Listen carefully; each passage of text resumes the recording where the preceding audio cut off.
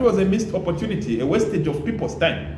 He came saying the reason for his press briefing is for him to give a feedback, a follow-up on the previous press briefing that he had on the 5th. We expect now to see. He said, for us to come out of these problems, first and foremost, we need to raise money. We needed to hear, from the time we declared this country a disaster, how much money have they raised?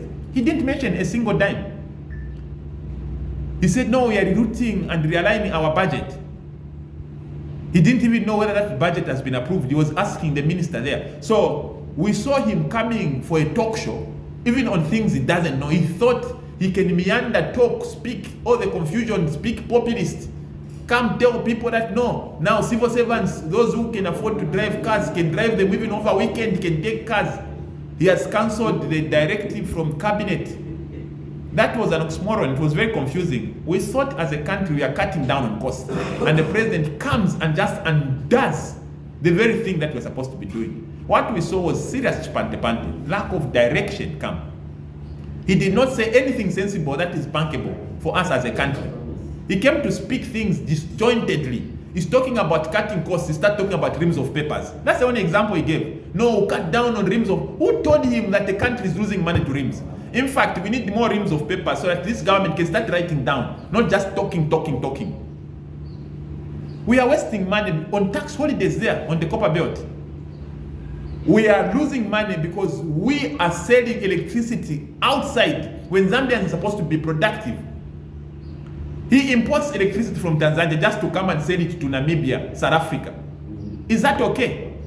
So what we saw President Hichilema yesterday is coming to joke around over serious matters. There's nothing that he spoke yesterday. He wasted our time, and we expect him to start becoming serious, because we are coming from a government that we are saying, no, it was just Jameson, they were not serious, and he comes in and is a serious jokery there in State House.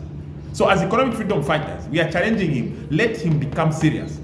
He talks about raising money. What does he say? No, I went and met the king, we shook hands. Is that raising money? He needs to tell us that the king has pledged so much so that he's held accountable. We saw COVID money being exploited in these people. We saw cadres playing with COVID money in this country. They supplied 2 masks, but they have got a bag full of money. We are seeing him also, he's not talking about the money. He came and said there was over $5 billion that was pledged. Where's the money? He was drawing graphs on a TV. We said, this is a joke. When the priest corrected him and said, Uluto Shirwawali, he went ballistic. Now let him tell us, where is that 5 billion? So what we are saying is we have a president who is enjoying being a jockey when people are suffering. What he was doing yesterday was all jokery. At Zambian people now should start supplying Zesco. Is he okay? Do people make electricity in their homes? No, send electricity to the grid. You just wake up and ask Zambians to produce electricity from where? We are talking about ordinary Zambians, not his friends that he are looting this country with. We are talking about ordinary Zambians, like these journalists, like the police officers. Where will they get electricity to supply to Zesco? Because they also need electricity.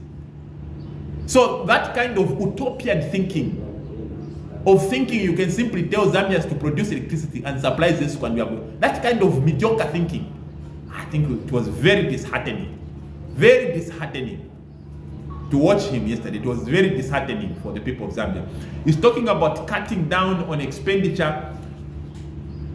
Is he talking about cutting down completely on the cancer disease hospital that they have closed and are not caring to open? Our grandparents now are dying of prostate cancer because for you to be on the prostate cancer screening, it is taking you 1 year.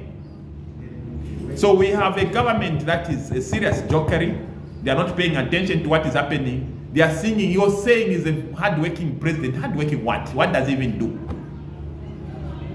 So this kind of jokery that is happening in Zambia should come to an end.